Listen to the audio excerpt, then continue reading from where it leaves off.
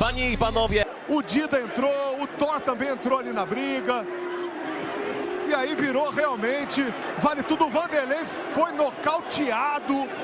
Last night was absolutely ridiculous. You had 3 midgets.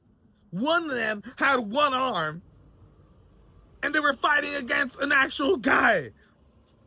Nothing was wrong with them, and the guy just beats the hell out of these 3 midgets. What the hell is that?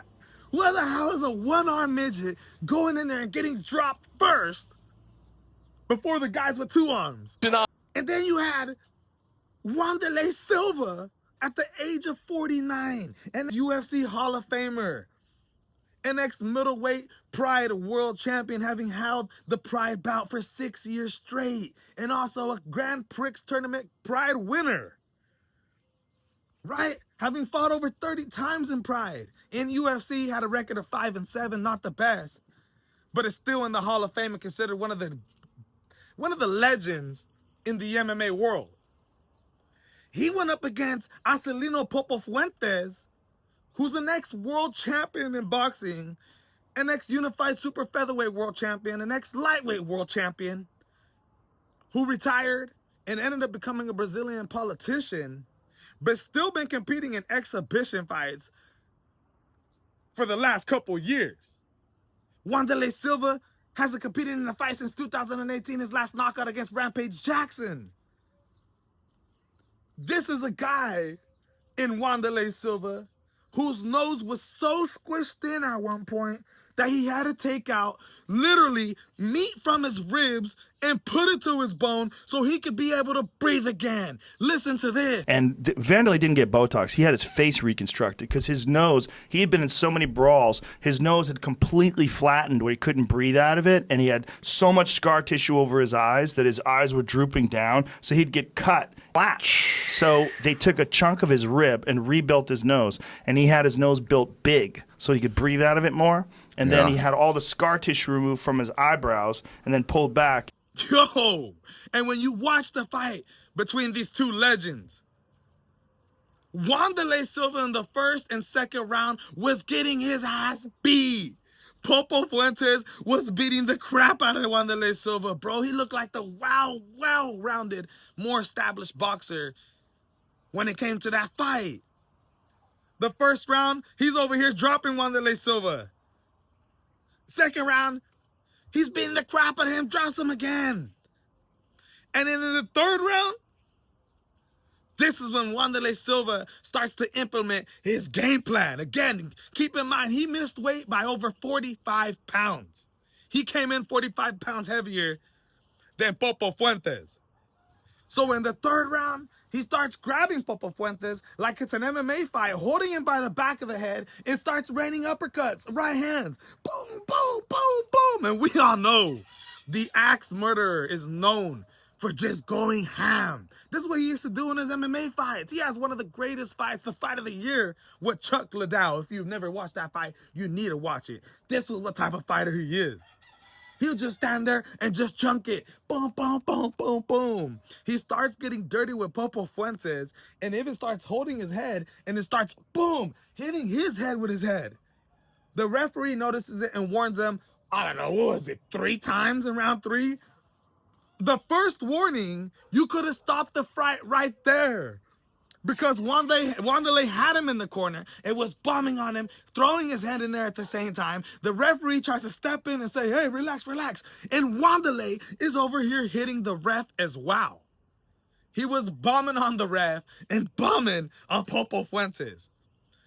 And then the ref says, yo, they could have stopped the fight right there, but they let it keep going.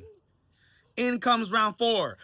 Fuentes starts to beat the crap out of Wanderlei Silva again. So Wanderlei Silva this time starts throwing actual headbutts. He starts pushing his weight, pushing him up against the ropes, and he throws actual headbutts. And Fuentes is like, yo. And finally, the referee stops the fight. And that's when all hell breaks loose. Errada! Mas aí, o clima esquenta. Wanderlei Silva's cornermen literally start the action and start pushing and just start rushing and start chunking. And then all hell breaks loose. You see Acelino, Fuentes falling on the floor. Their whole team is in a rumble right there in the corner. Wanderlei is trying to come up and gets hit from the back of the head. Tudo que não podia acontecer. Tudo que não. Boom! Kind of stumbles, gets up, and is looking around. Sees a guy rushing him. Looks like he's going to square up with him. And then boom! Também entrou ali na briga. E aí virou realmente, vale tudo, o Wanderlei foi nocaute. A devastating punch from one of the security guards.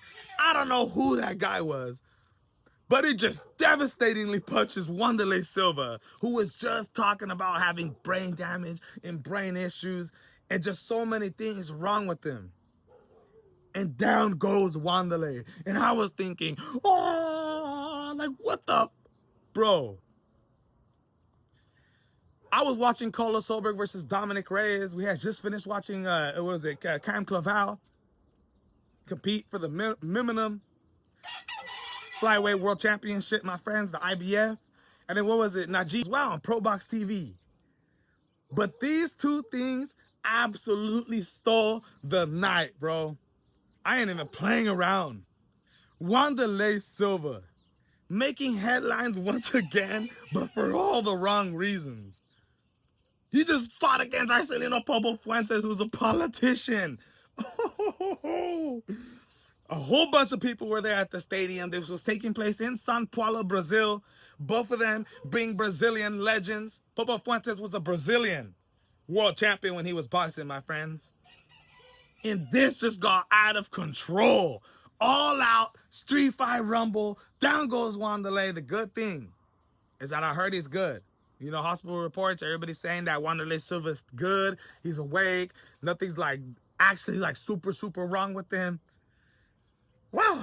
But, man, even those three midgets was absolutely ridiculous. That guy, the way he was celebrating after he beat the crap out of those three midgets. One of them had one arm. Man, dude. And Dominic Reyes, man, Dominic. I feel like this is probably the end of Dominic Reyes' era. I don't know if we'll ever see Dominic Reyes actually be able to compete for a light heavyweight title or even an interim light heavyweight title shot ever again. But I think he'll stick around for a couple more fights. I think they'll probably give him some good matchups, maybe try to use him as a gateway to see, you know, if you can beat this guy, you'll be able to beat some of the best fighters. But on and on, man, Dominic Reyes had an absolutely amazing career. And for him to come back and make it to that spot, no matter what, I give props to him, bro. And props to Carlos Solberg. Amazingly gave him the 1-2 and continues to prove to the world why he might just be one of the best light heavyweight in the world. You know, this weekend we got Alex Pereira, Magomed Ankalaev. And whoever wins this fight could be possibly facing Carlos Solberg next. As Carlos Solberg, like I said, the fight before was on the doorstep of a light heavyweight title shot. I believe after a win like that, deserves one, my friends. He already beat Jan Blachowicz. And I know it was an exciting fight, but Jan Blachowicz was an ex-light heavyweight world champion. Even though his days are behind him. You know, I thought his best days were from 2017 to 2021. Still, my friends, absolutely crazy night. Want to